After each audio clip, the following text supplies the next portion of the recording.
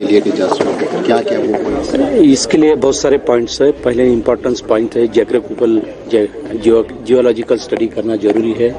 Soil structure क्या है उसका स्टडी डिटेल करना है। जैसे बहुत सारी सॉइल होती है, जैसा क्ले होती है, स्टैंडस्टोन होती है, कॉम्बिनेशन ऑफ सैंड सिल्ट, ये सॉइल होती है। तो इसमें क्या है कि सॉइल जो है वाटर अब्सॉर्बिंग कैपेसिटी ज्यादा होती है। जैसा बारिश ज्यादा आई तो पानी अब्सॉर्ब करती है। उसके बाद में क्या होता है, पार्टिकल लूज होते जाते हैं सॉइल के। जैसे पार्टिकल लूज होते हैं तो सॉइल क्या होती है, स्लिप होती है और लैंडस्लाइडिंग चालू होती है। ये मेजर रीजन है उसके लैंडस्लाइड फ्रॉम हिल से डाउन तक।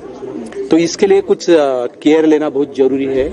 जैसे सैंड सॉइल है, जैसे हिमाचल में सैंड सॉइल ज्यादा है as compare to the Uttarakhand में जो चिकन मट्टी बोलती है वो ज्यादा है। तो वहाँ चिकन मट्टी जो है स्लिप होती है। तो यहाँ पे सैंड सॉइल है, वाटर कैपेसिटी एब्सॉर्बिंग ज्यादा है। तो उसके लिए वाटर कम से कम एब्सॉर्ब हो रेनी सीजन में, उसके लिए कुछ प्रबंध करना चाहिए। उसके लिए कुछ लेयर डालना है।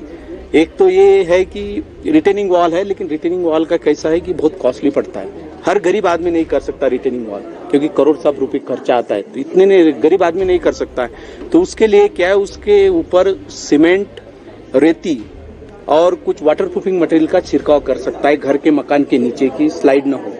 तो ये चीजें हम कर सकते हैं। छोटी छोटी चीजें हैं जो गरीब लोगों के लिए भी ज्यादा काम किए। बड़े अमीर लोग तो कर सकते हैं, वो तो रिटेनिंग वॉल डाल के अपना घर बना लेंगे, बढ़िया कर लेंगे। लेकिन गरीब आदमियों के लिए सस्ते में क्या किए जाए, तो वाटर प्रूफिंग मटेरियल डाल के, सीमेंट डाल के, रेती डाल के मिक्स करके उस पर फवारा करके, तो वहां पे पानी जो मुड़ने वाला पानी है अंदर जाने वाला कम होगा। ऐसे हम केयर ले सकते छोटी छोटी मकानों के लिए, इससे ऐसे कर सकते। बाकी बहुत सारे पॉइंट्स हैं। अभी जो सेशन चलेंगे उसमें तो काफी आपको मिलेंगे पॉइंट, सभी पॉइंट, और उसमें डिटेल डिस्कशन होगा उस पर। छात्र और सभी पर्यावरण संरक्षण के लिए सजग है, कितना महत्वपूर्ण है? क्या बोला? सभी छात्र और सभी लोग पर्यावरण संरक्षण के लिए सजग है, कितना महत्वपूर्ण है? ये तो काफी महत्वपूर्ण है ना। पर्यावरण तो जैसा हम डिफॉरेस्टेशन, फॉरेस्ट जैसा कंप्लीट हो नाश होते जा रहा है, तो उसको डिफॉरेस्टेशन करना जरूरी है। क्योंकि फॉरेस्ट जो है ये एक बैरियर है, वो मिट्टी को पकड़ के रखता है, वो लैंडस्लाइडिंग में ये करता है। ये भी चीजें काफी स्टडी करना है स्टूडेंट्स लोगों को अभी। ये तो फर्स्ट प्रायोरिटी है इसकी। ठीक है, thank you. SFD Himachal Pradesh के द्वारा यह राष्ट्रीय सेमिनार शिमला के अंदर आयोजित हुआ है। शिमला या पहाड़ी क्षेत्रों के अंदर जो पारिस्थितिकी तंत्र रहता है उसके ऊपर बारिश का, तेज बाढ़ का और उसके कारण भूस्खलन, ये सारी समस्याएं पिछले कुछ महीनों में हमने देखी। हिमाचल के लिए तो यह बहुत बड़ी एक संवेदनशील विषय है, क्योंकि पूरा का पूरा जो पर्यावरणीय विषय है हिमाचल की इकोनॉमी से जुड़ा है। चाहे फिर टूरिज्म हो, चाहे हाइडल पावर प्रोजेक्ट्स हो, चाहे अर्बनाइजेशन हो। शिमला के जैसे शहर, अगर इसके अंदर लैंडस्लाइड की घटनाएं हुई तो अब हमारे सामने बहुत सोचनीय ऐसी परिस्थिति है कि उसके ऊपर चर्चा करनी पड़ेगी। जब जुलाई और अगस्त में घटनाएं हो रही थी तो आवश्यकता थी कि जल्दी से जल्दी एनडीआरएफ की टीम आए और सेवा कार्य किया जाए। समाज के अलग अलग वर्ग आए, सेवा करने के लिए आगे बढ़े।